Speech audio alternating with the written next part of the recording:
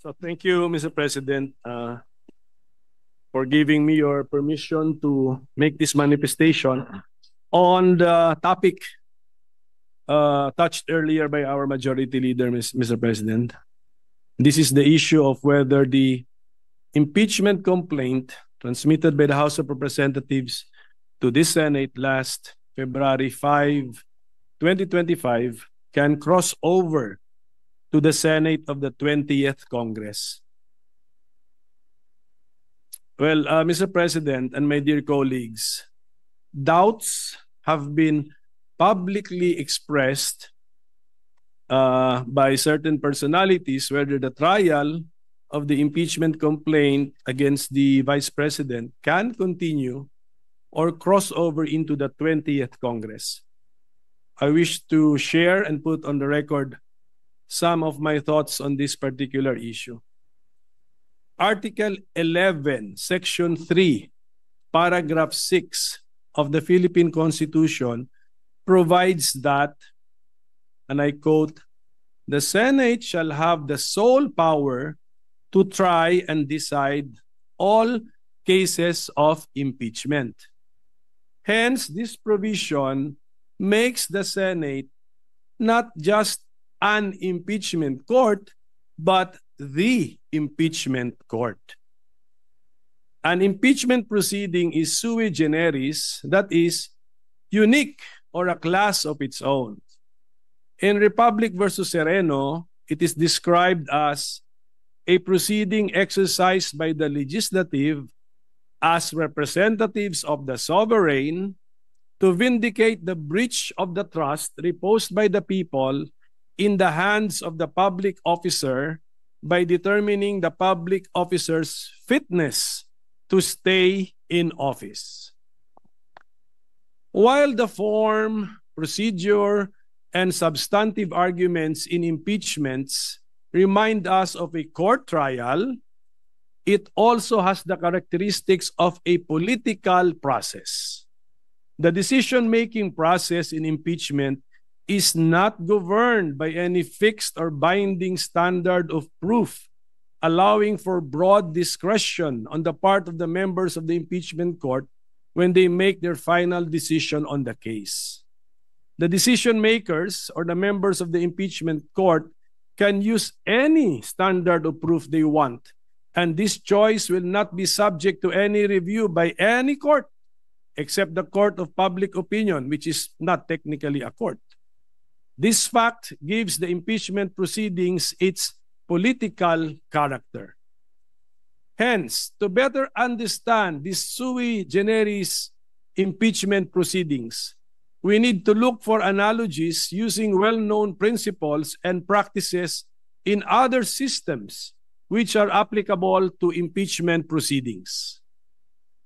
As to the question of whether the impeachment trial conducted by the Senate in the 19th Congress or the impeachment complaint entertained by the Senate in the 19th Congress can cross over and continue into the 20th Congress, there is no provision in the 1987 Constitution or in the Senate Rules of Procedure on impeachment trials that expressly prohibits this. On the contrary, the Senate Rules on Impeachment support the position that the impeachment trial shall continue until final judgment, even if it is necessary to continue into the next Congress. Let me read the rules. Rule number 3. Upon presentation of the articles to the Senate shall specify the date and time for the consideration of such articles. Unless the Senate provides otherwise, it shall continue in session from day to day, except Saturdays, Sundays, and non-working holidays, until final judgment shall be rendered, and so much longer as may in its judgment be necessary. There is a contrary opinion that the rules of the Senate which mandate that all pending matters and proceedings shall terminate upon the expiration of one Congress should take precedence over the cited rules on impeachment, which state that the trial shall continue until final judgment. The justification for the precedence given to the rules of the Senate is that the latter were passed by virtue of the power granted by the Constitution to the Senate to promulgate its rules. That is found in Article 6, Section 16, Paragraph 3, which provides each House may determine the rules of its proceedings. However,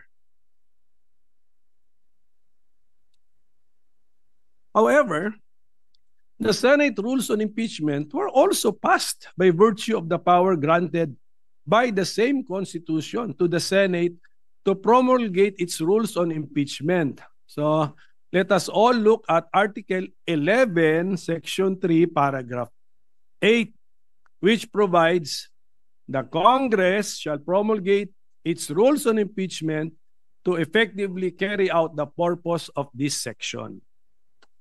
In fact, there should be no conflict between the two rules because the rules of the Senate apply to legislative proceedings of the Senate, while the rules on impeachment apply to cases of impeachment.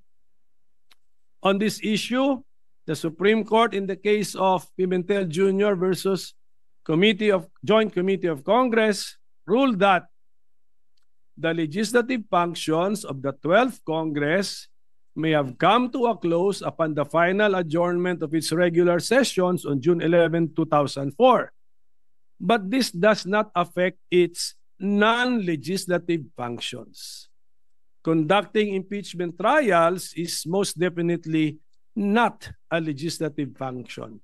In fact, the section in the Constitution which speaks of impeachment is found in Article 11 under the title Accountability of Public Officers, and not under Article 6, which is titled the Legislative Department.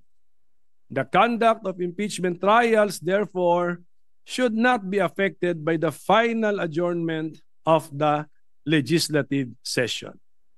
Furthermore, we can use the analogy of the court system. Under the 1987 Constitution, the Senate is the impeachment court.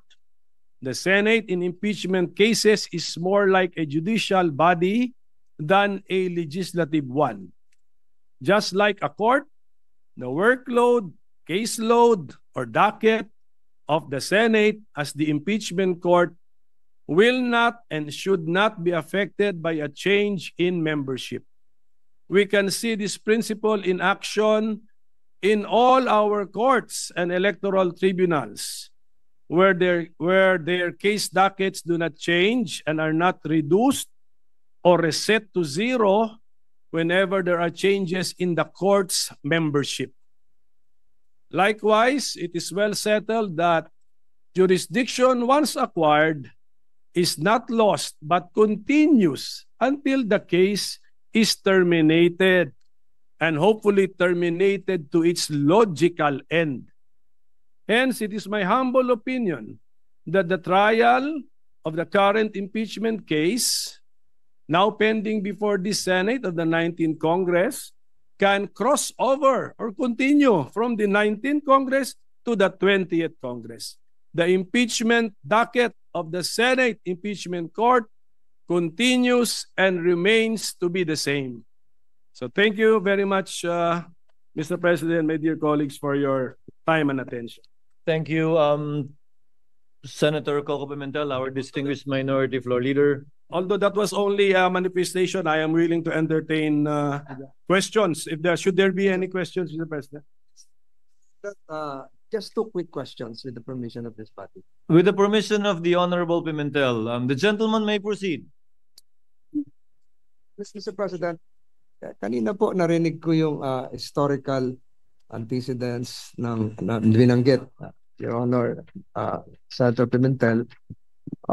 Would the good gentleman agree that the reason why the position of constitutionalists, textualists for that matter, on this issue is that the Constitution is silent as to the word carry over, crossover, continue. Meron po ba nakalagay sa Constitution, sa Saligang Batas ng Pilipinas, 1935, 1973, 1987 na carry over?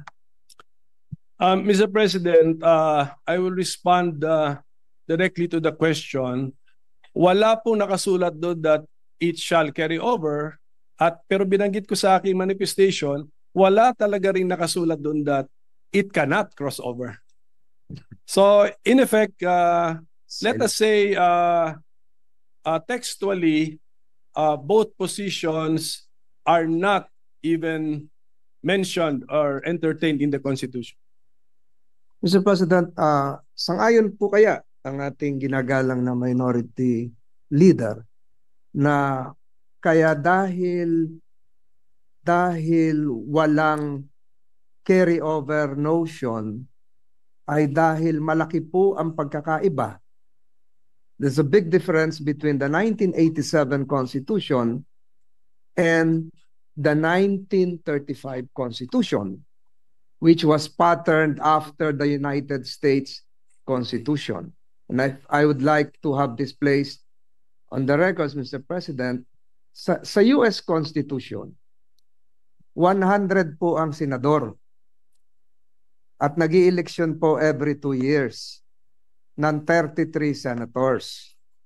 Ang naiiwan pong senador sa Estados Unidos pag nag-i-eleksyon ay 67. Because 67 plus 33 is 100. 67 is sufficient to comply with the provision of the US Constitution to convict in an impeachment case. Dahil 2/3 po yun ay 66. May sobra pang isa. Sa atin pong saligang batas noong 1935, kung inyo pong susuriin, ang atin pong senador na bumubuo rin ng impeachment court ay 24. Subalit, Mr. President, in the 1935 Constitution, ang eleksyon po natin ay 8, 8, 8. Tuwing mag-i-eleksyon ng senador, ang i-elect na senador kasama sa mga kongresista ay 8 senador lamang. Ang may iwan po ay 16. And 16 is 2/3.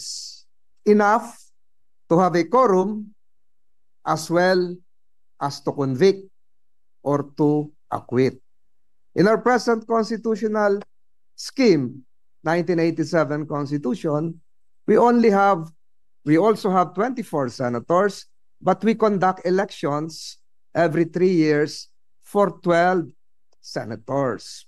Meaning to say, Mr. President, yung may iwang kalahati na 12 is not sufficient to constitute a quorum, dahil 12, dapat 13, much more convict.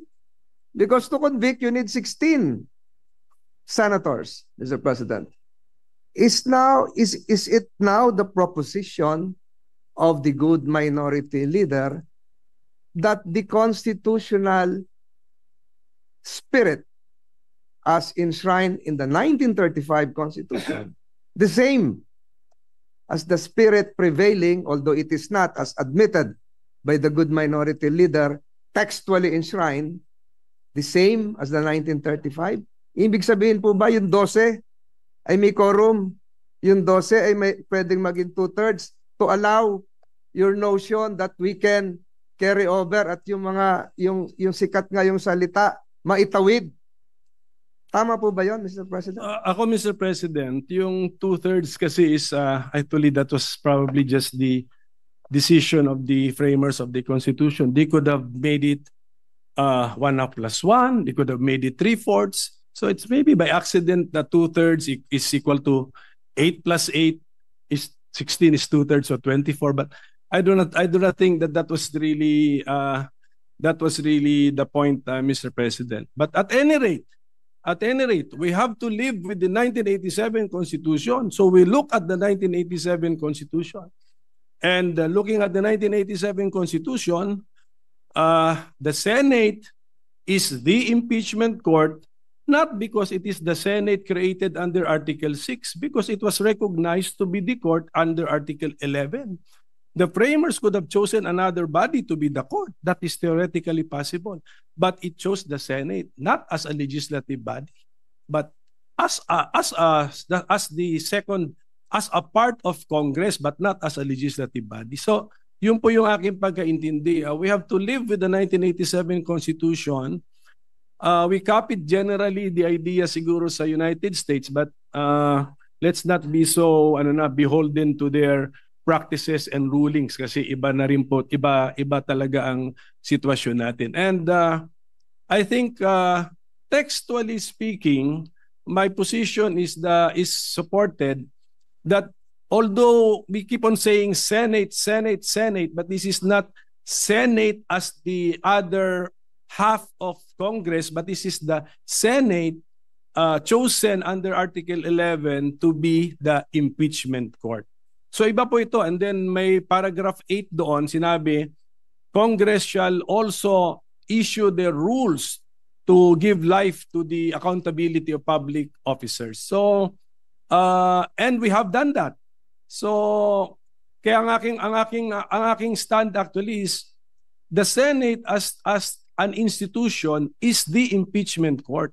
So the member judges can change, but just like as a division of the Supreme Court, division of the Sandigan Bayan and the CA, if they change their members, yung docket nila or caseload nila, tuloy pa rin. They have to decide the cases and bring the cases to their logical conclusion. So that is my simplified position, Mr. President. So one last question, Mr. President, if the good gentleman would accede. Ang ibig sabihin po nito, Mr. President, is that the Senate now, under the 19th Congress, is empowered, is authorized to confer a jurisdiction to another Senate, which would be forthcoming, the Senate of the 20th Congress. So, allowed po ba tayo under the Constitution to transfer pending business, or should it follow likewise, using your logic, the traditional norm of having it refiled and reset starting from zero? Similar to the bills. Yes, yun na nga.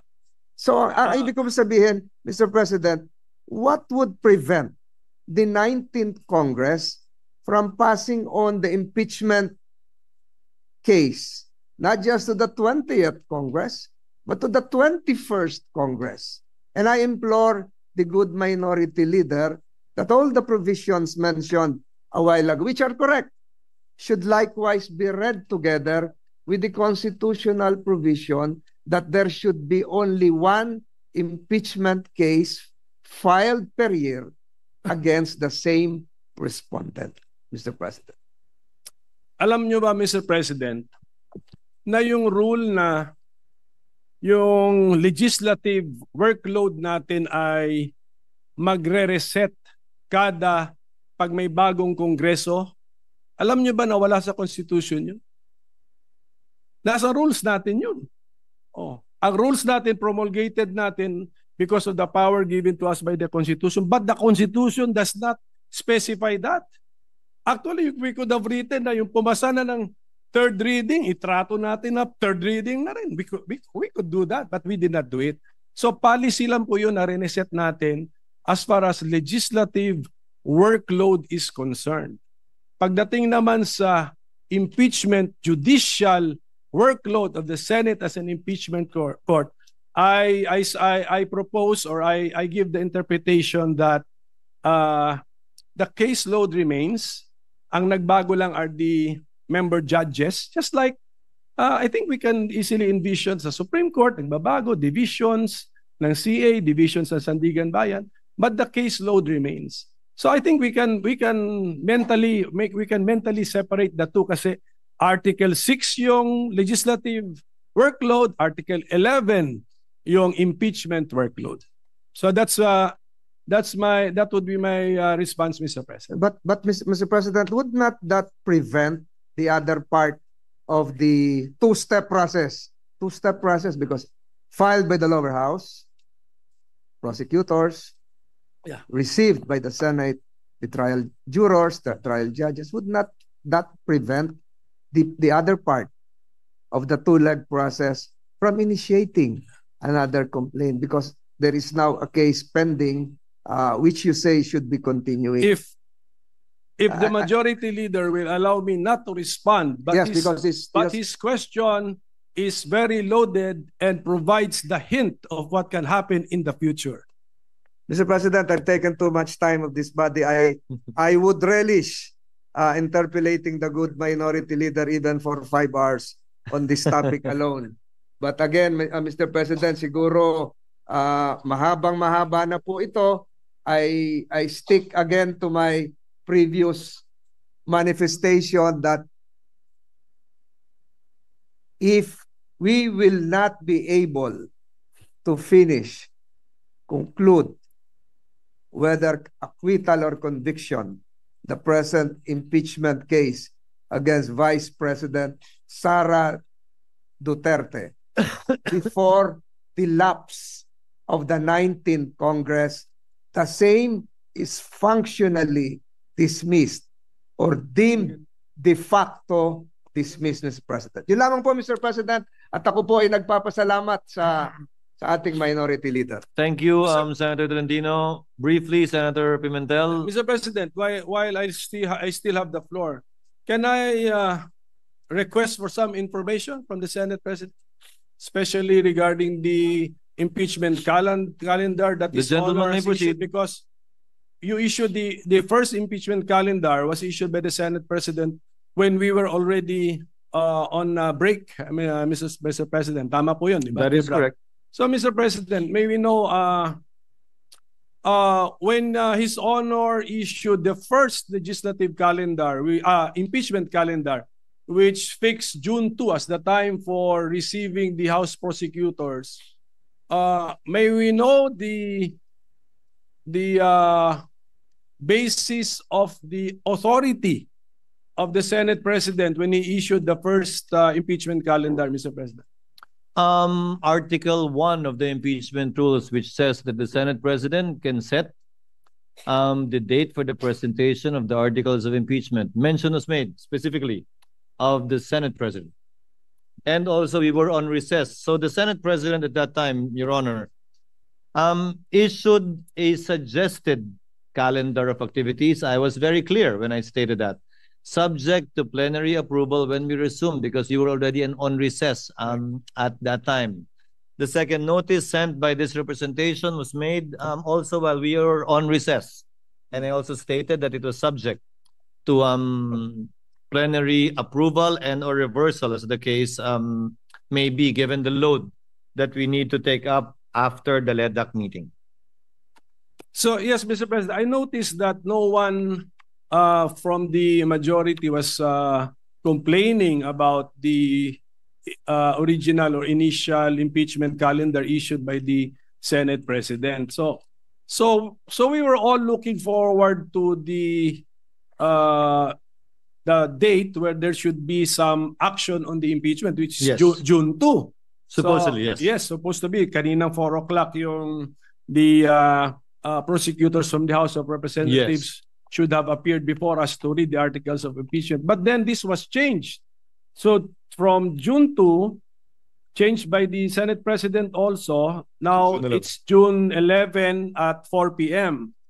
So if the authority used to issue the original calendar was based on the fact that we were on break, now that we are not on break, could not have the Senate President waited for 3 p.m. and then we discussed moving the June 2 4 p.m. to June 11 4 p.m.? Because, Your Honor, notice had to be given to the House with respect to the proposed change in schedule. And we could not decide on moving it after the House members are already here Yeah. in the Senate. That was the reason behind it. That was His Honor's judgment call, Mr. President. Yes, Mr. President. Yes, Your Honor. Just on another matter, Mr. President, yung appearance ba ng House prosecutors ay nasa Senate impeachment rules or you just took this from American practice, Mr. President? It is not in the rules. That was lifted from American practice because what was done before was that the majority leader, Yes.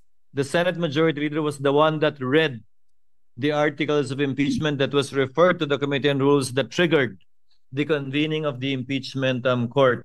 When we researched on it, we thought it was more proper, given that we should have no part in it, in the impeachment trial, in the prosecution of the impeachment case, that the prosecutors should themselves read the articles of impeachment, as is the practice in the United States, where we lifted most of our impeachment rules. So it's an innovation. But although, had we done it, hindi naman, I don't think it would be fatal or make the proceedings infirm. So it's just not, to use the term of the majority leader, textually required under the existing Senate impeachment rules. Hindi pa ba? No. What was required by our rules, if at all, was the referral of the impeachment complaint in plenary.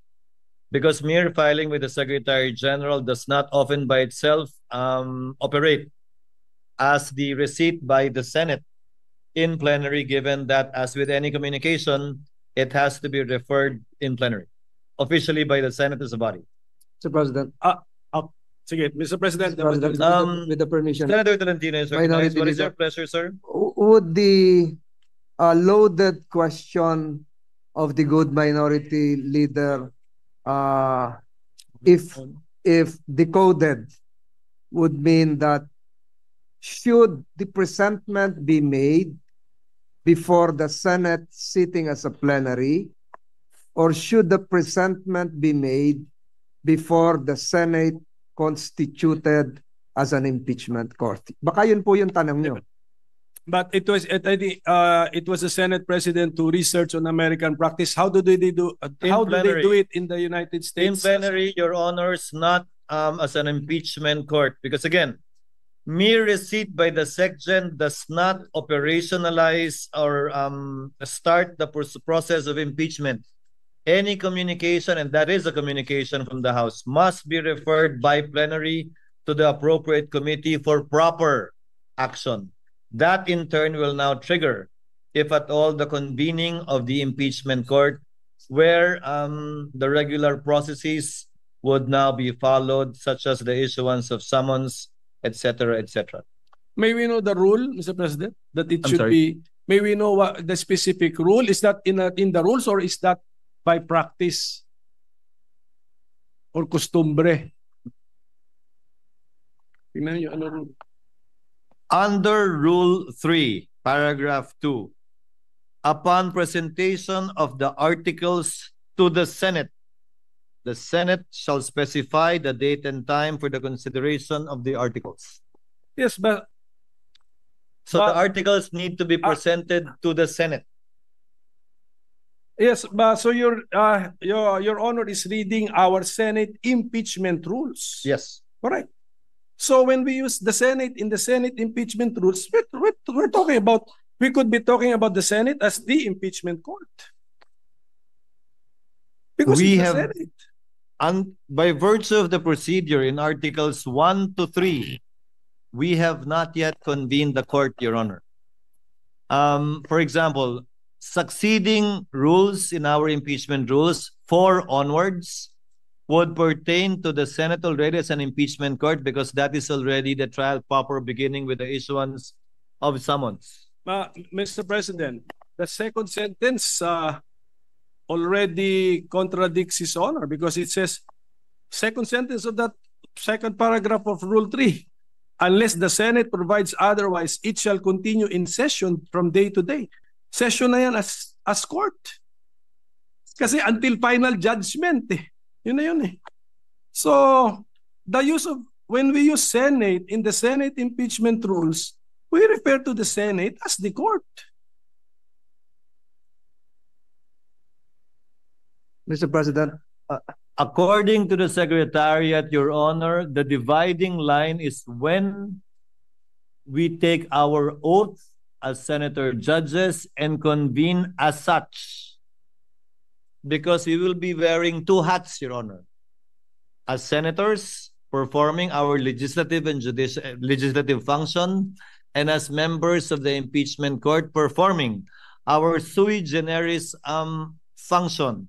And these are two distinct, if at all, hats and functions that we would be performing. That's why we have to adjourn session and convene as an impeachment court, and vice versa if we want to revert back as a plenary.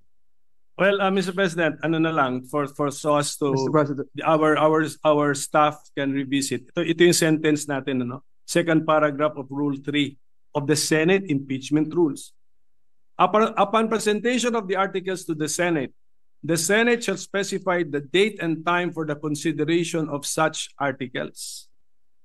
Unless the Senate provides otherwise, it shall continue in session from day to day until final judgment shall be rendered, and so much longer as may in its judgment be necessary. So, are we using the word Senate in one paragraph in two concepts? One as Senate legislative body and the other as the court? I believe so, Mr. President, Your Honor. But again, since these manifestations, also the manifestation made by our distinguished majority floor leader himself earlier, after these manifestations are made, these matters and these statements will be referred to the Committee on Rules for them to look into it. We have time, Mr. President, Your Honor, to resolve this matter in due course in the next couple of days. Mr. President, yes. if I can direct this question to the good minority leader, the Senate, even if not acting as an impeachment court, pwede po bang tumanggap ng mga non-members of this chamber to speak or make a presentation, a presentment? Di po ba naaalala natin ng mga nakaraang panahon, pumupunta rito yung President of Vietnam, if I'm not mistaken, distinguished guests of this chamber are allowed to speak, not just honored. Ganun po ba yung sinasabi nyo?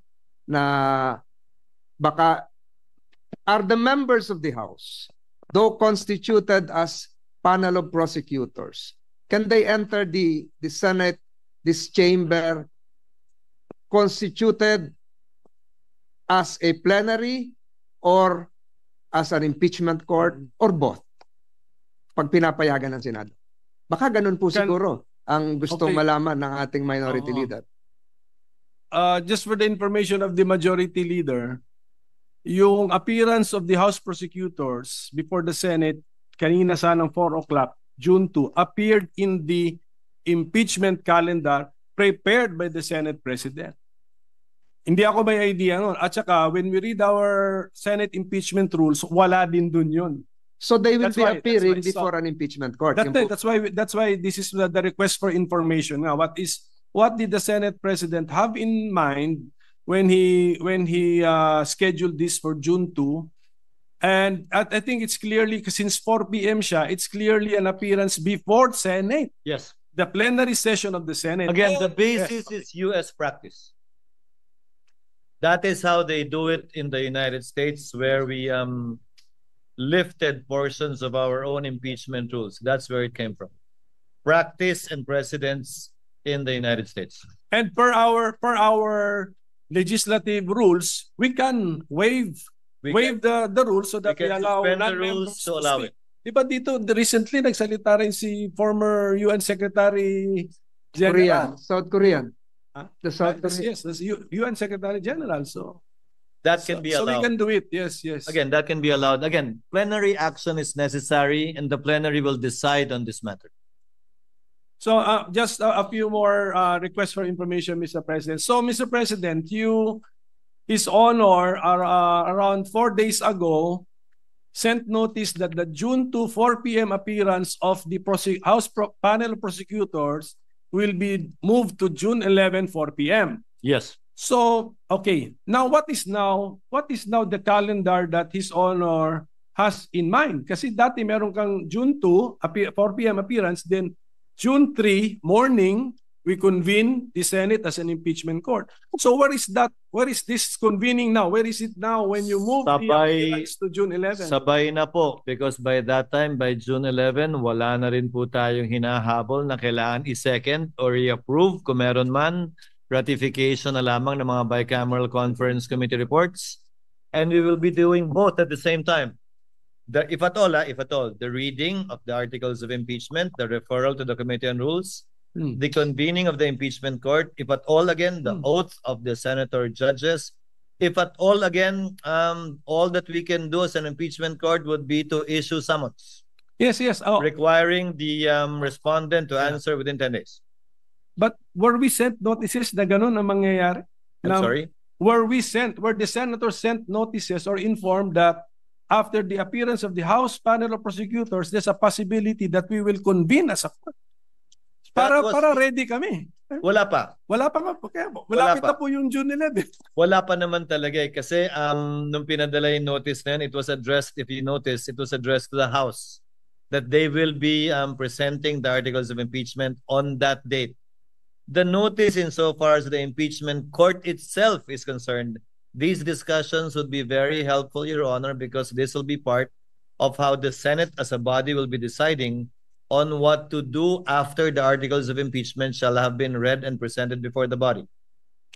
Yes, but Mr. President, nung in-issue kasi ninyo yung impeachment calendar last February, at least you were that detailed na sinabi nyo na po yung convening of the impeachment court. Ngayon sana po, nung i-defer si June to appearance, sana pati po yung convening as an impeachment court, nasabi na rin when that is para may idea. Well, thank you for the opportunity to clarify. Since that is our last day, this representation has no intentions of actually convening the court, if at all, on another date other than the 11th, unless the Senate as an impeachment court provides otherwise. So we will be convening on that date, barring any unforeseen circumstances, barring any procedural motions that will be made and will be settled by the plenary at that time.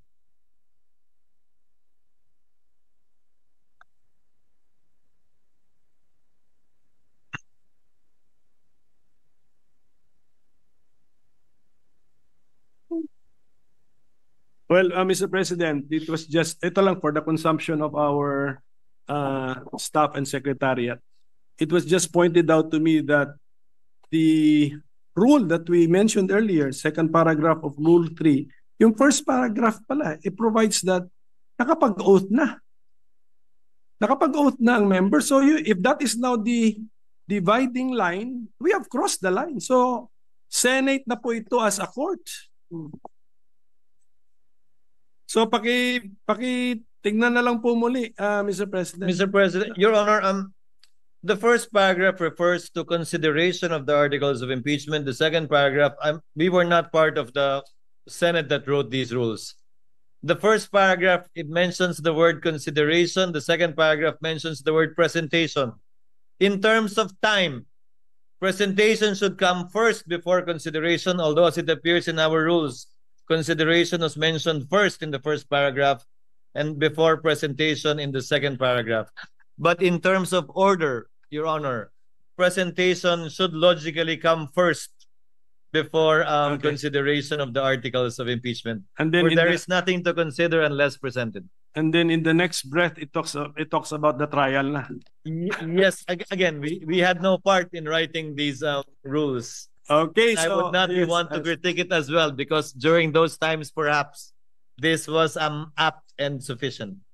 So, okay, so Mr. President, maybe now, kasi ang media nagtatatanong sa akin, pinapa-speculate pa ako na, just for the record, what is now the reason that His Honor has taken the initiative to reset the June 2, 2025 4 p.m. appearance of the panel of prosecutors before the Senate plenary to June 11, 4 p.m.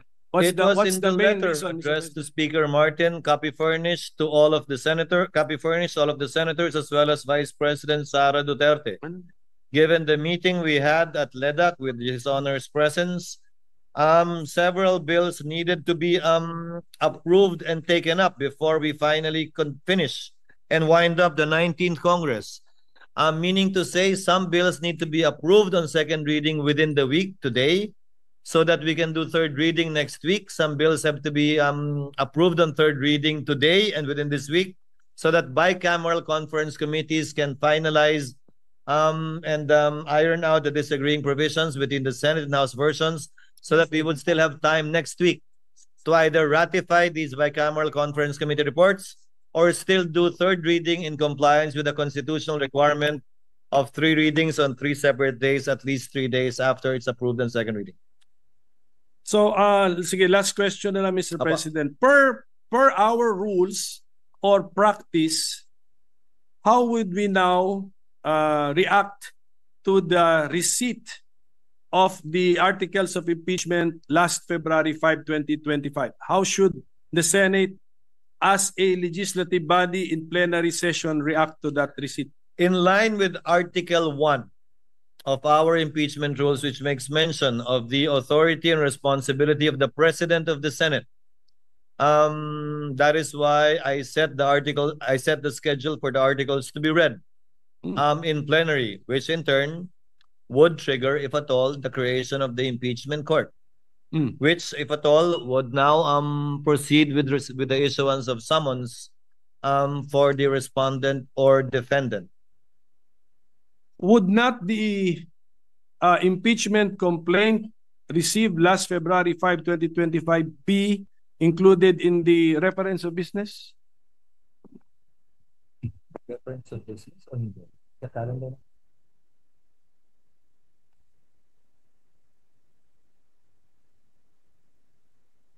Ano ito? Ito ba a person versus that person? It will be included in the reference of business, yes. Supposedly today, kung natuloy tayo today, but on June 11, so that it can be included in the agenda for that particular day. That's my point, Mr. President. Kung i-reference of business, why are we not doing it today? Anong damage kung gawin natin today? Pwede rin naman. Hindi pa tayo nagbabasa ng reference of Yes, yun business. na nga. Sure. Pero wala no? Are we doing it today? Kasi February 5 pa yun. That's why I'm mentioning the date that it was received, February 5. So can we include it in the reference of business today? Kasi parang mas normal eh. Mas normal yun eh. Kung we will look into it, Your Honor. I tend to agree with this Honor's position. We will take it up with the Secretary. It's just normal, Mr. Yes, President. yes. Received last February 5, we're reporting out today. Okay?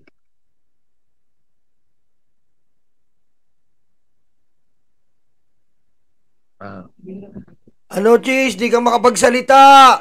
Of the record, they explain the reason behind it. But I tend to agree with Your Honor, and I'll ask the Secretary to consider it. Because in the past, as they said, it was the majority leader who read it, and not the prosecutors, supposedly.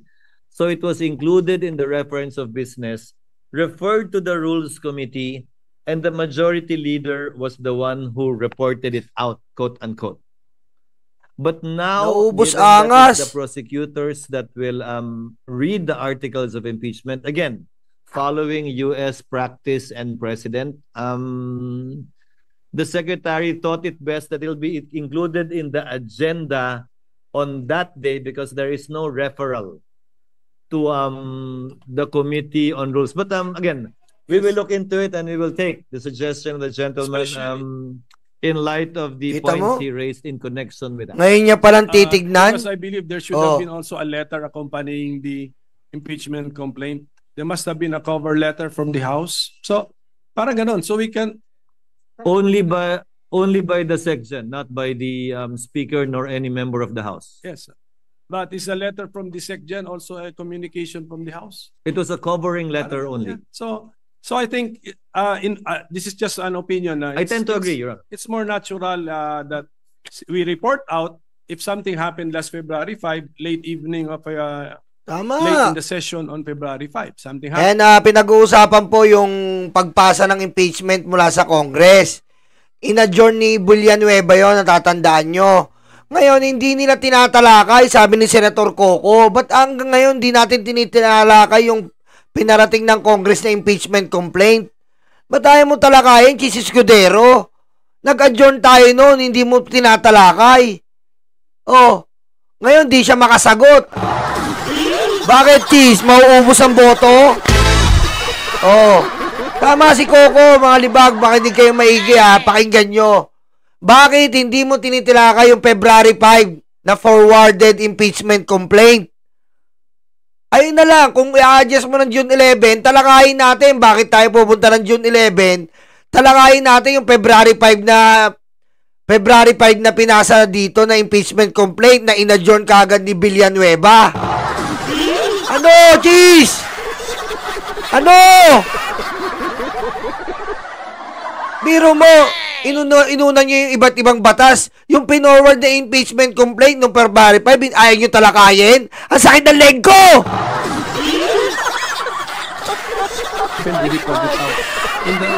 So it's more natural if we report it out immediately, Mr. President. So I tend to agree, Your Honor. that's Again, my point, Mr. President. I will take it up with the committee secretary. So with that, Mr. President, I thank you for answering my questions. Thank you, Your Honor. I just wanted to request some information. Thank you, Mr. President. Oh, ayan na, Ma'am Risa naman. Kita mo ha, ayan na, Ma'am Risa naman. Patay na kayo.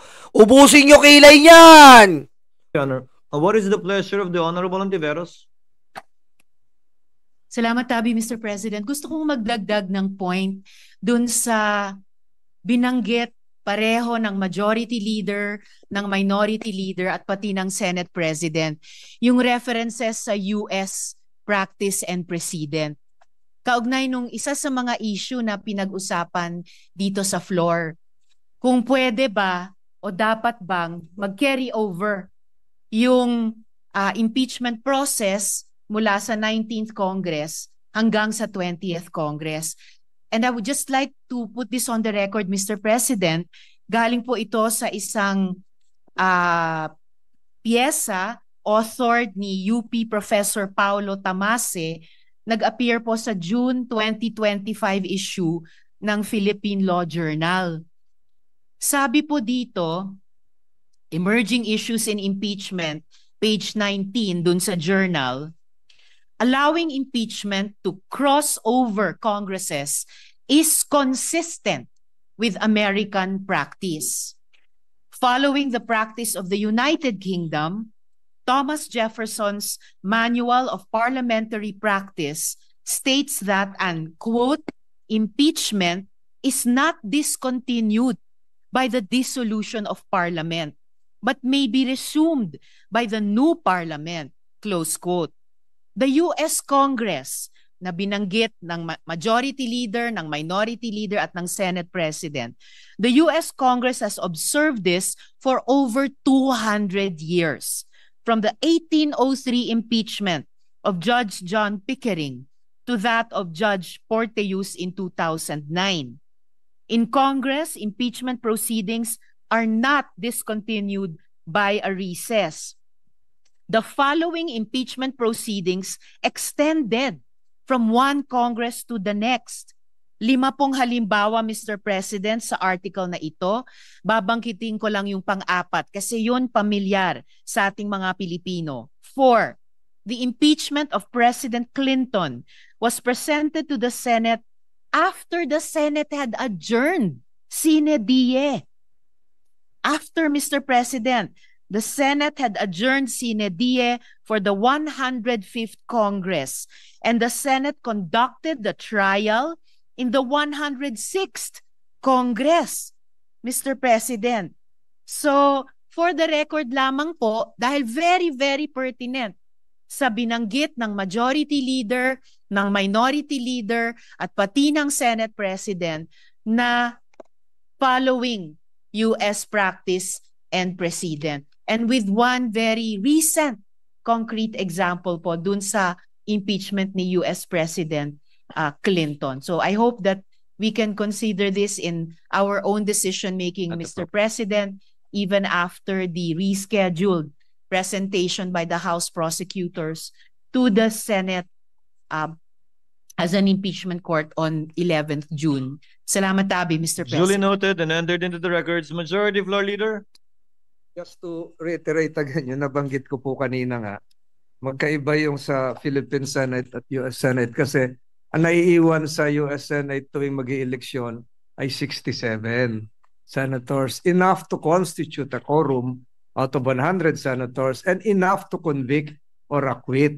Sa atin po, 12 lang, not enough to have a quorum of 13, more so a number of 16 to convict or acquit. But be that as it may, Mr. President, we have all the discussions done, and I think this would really be part not just of the discussions that whatever case would be elevated to the Supreme Court would eventually be decided in the near term. Mr. President, I seek a minute suspension, Mr. President. Session is suspended. Oh, kita mo? Bistado si Jesus Escudero, mga libag eh. Kita nyo? Biro mo, nung in-adjourn nila, yung pinasa, sabi nila, hindi nila alam, di ba? Huli siya ni Coco eh. Sabi niya, hindi nila alam na pinasa na sa Senate ang impeachment trial complaint. Impeachment complaint. Oh, sabi ni Coco, ba't yun? Hindi muna natin talakayin yun. Pinasa pala, nag-adjourn tayo. Reconsider the approval on second reading of House Bill number 7500. This is the bill on the aquaculture feed mill plant in... Naupakan siya ni Coco Pimentel eh. 'Di ba? Inuuna natin yung mga bagong batas, yung pending natin na impeachment complaint, hindi natin tinatalakay. 'Di ba? Tapos ito naman si Tolentino, inaano-ano niya na 66 daw sa US may iwan. Kahit naman 12 maiwan sa atin eh. Hurado pa rin yun eh. Embodied eh. Embodied naman yung 12 ng Senado eh. Tsaka yung pagitan naman ng panunumpa ng 28th Congress, ilan lang naman. Kita nyo, may multo.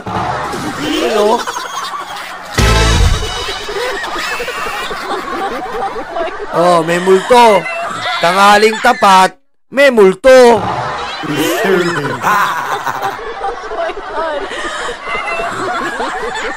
We further propose an omnibus amendment to replace the phrase Municipality of Panay with the phrase... Huwag natin intindihin yan. Kasi galit yan sa guard. Basta mababang antas, inaaway niyan.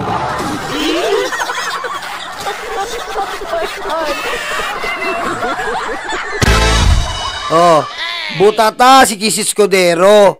Pa-adjust pa siya ng June 11. Paano ka magpapa-adjust ng June 11 para sa tatalakayin yung mga pending na batas for reading? Yung impeachment complaint, hindi mo pa nga natatalakay, imumove mo pa rin. Hindi mo pa pinapaakyat sa pintuan ng Senado para i-welcome yung impeachment complaint. Sabi ni Coco, pinapamove mo na. Pistado para sa boto. Nakita nyo, may multo? May multo.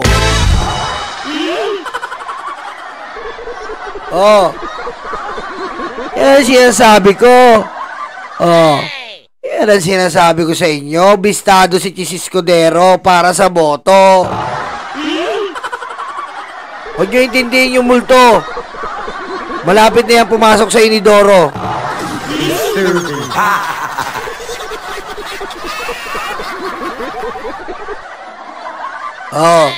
Kita nyo? Sinasabi ko sa inyo, yan ang ini-insist ni Coco at ini-insist natin. Hindi mo pa wini-welcome ang impeachment complaint, ba't parang iniiwasan mo? Jesus Escudero, bakit? Yung boto?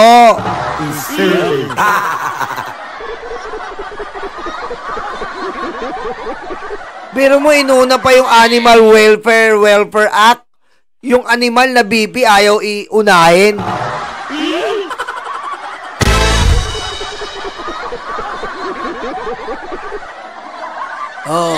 Unahin nyo yung crime water against humanity. Kulay kalawang na ako.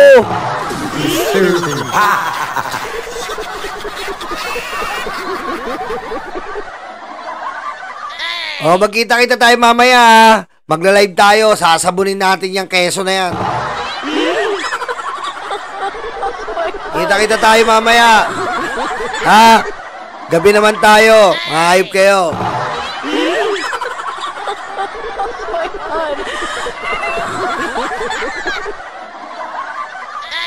Diba? Oh, bistado. Bistado eh. May tanong pa kayo dyan? May tanong kayo? Taas ang kamay. Para sa boto, Jesus Escudero. Oh, para sa boto ng Duterte Black, dumidila ng betlog. Ang kapal ng mukha nyo, hindi kayo para sa tao, para sa boto.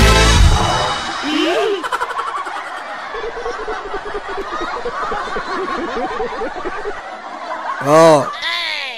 Ngayon, ano? Oh, kala nila, nakaprogram yan. Ito pong plenary na to ngayon, nakaprogram nila yan. Oh, eto ha. Eto, endorse itong bill na to para makalimutan nila, para hindi natin pag-usapan yung impeachment complaint. Nakaprogram yan. Akala nila, mapapatay nila yung usapan ng impeachment complaint. Hindi nyo mapapatay yan. Oh. Hindi nyo mapapatay yan. Nandyan na yan eh. Ayaw nyo lang pag-usapan. Pwede ba namang hindi nyo pag-usapan yan, Jesus Escudero? Pwede ba namang hindi mo pag-usapan yan? Eh, hinihintay ng taong bayan yan. Pera namin yan eh. Tigas ng mga mukha nyo. Diba? Oh. Tama, betrayal of public trust. Oh. Nakta ko eh. Kung di pa i-insist ni Coco Pimentel. Oh. Diba? Mag-like kayo, oy!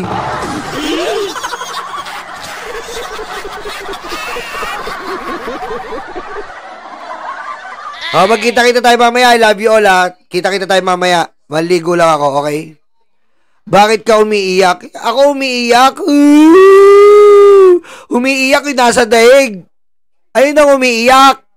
Kasi, hindi siya makapanumpa. Ang bobo naman. Ang bobo-bobo. Ang bobo-bobo mo. Kasama pamilya mo.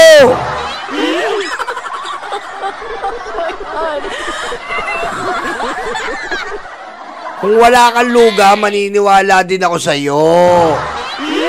Okay? Kung di ka nagluluga, maniniwala ako sa'yo. Maniniwala akong weak leader si BBM pag nandito na si Digong namiminger na uli. Ang bobo-bobo mo!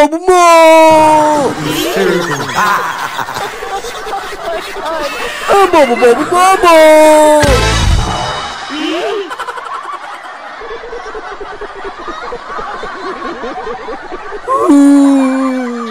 Umiiyak. Asa si Digong? Hindi makapinggan. Asa daig? Yung pala ang strong leader, tinatapon.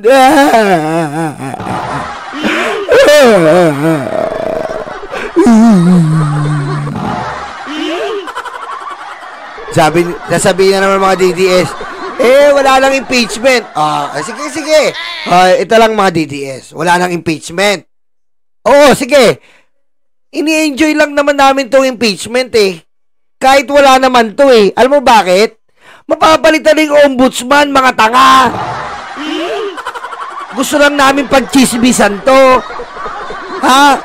Kahit i-down nyo yung impeachment, mamulat kayo. July na lang yung ombudsman. Magpapile ng kaso si Kesara Plander dire-diretso.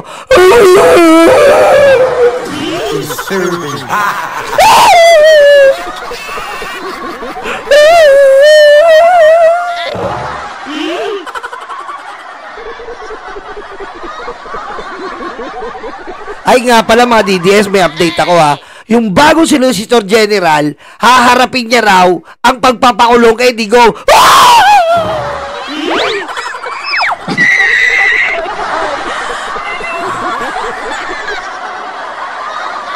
Update yun ha? Kasi si Guevara tumanggi. Etong Solicitor General na bago, proud na didiin niya pa si Digong.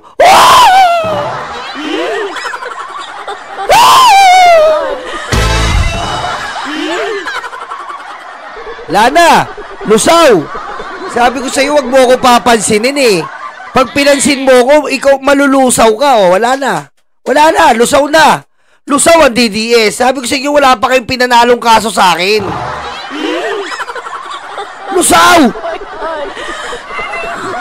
Lusaw!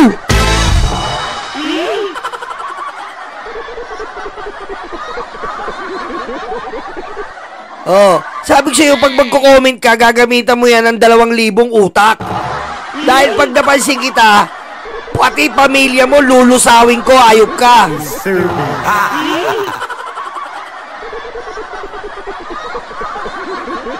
Magkita tayo mamaya. Magkita tayo mamaya, okay? Lusawin natin ang mga DDS. Isa muna. Lusaw na naman ng mga DDS na luga. Nag-comment yung biglang nawala parang bula.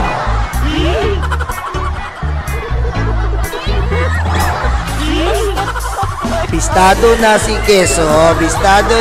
Keso, hindi umubra kay Coco. Ang baho ng keso, ayoko to. Kapag naiwan mo, mabanto talaga to. Hindi katulad ng Coco, old school siya. Hindi katulad ng Coco, ang bango-bango niya. Kahit ilang taon ang lumipas, yung sarap nito, walang kupas. Ang sakit-sakit, iwasan to. Hindi nakakayanan ni Keso, pagkat mawawala ang 11 boto at Senate President magiging Tito Soto. Kaya uto-uto talaga siya sa Duterte Black na mga tanga-tanga. Ano na mga DDS, yung ombudsman papalitan na namin next. Ang sakit-sakit, parang tinira ka. Ang sakit, parang winalangya ka. Makakasuhan pa ng plunder. Ang pinakamamahal na BP, makukulong na, mapapahiya pa. Ewan ko sa 2028 umabot pa. Kaya magdasal-dasal sa baklaran. Lumuhod kayo mula EDSA yan para matupad ang pangarap nyo na maupo ang isang demonyo at mapauwi ang namimingger ng katulong. Walang iba si Digong nyo na umiiyak dun sa ICC. Pati Jazz gustong alisin pare. Ganong kabaliw akala na sa Pinas. Hoy Digong, isa kang malaking ungas. Bilib lang naman ang mga DDS kasi yung vlogger nila nakakainis. Walang utak, paulit-ulit na lang. Puro sasabihin sa'yo DDS sa kalam, pero sa kanal talaga ang mga yan. Ang babaho ang naalibadbaran kasi paulit-ulit na lang yan. Paano ang laki sa kanilang bayaran? Woohoo!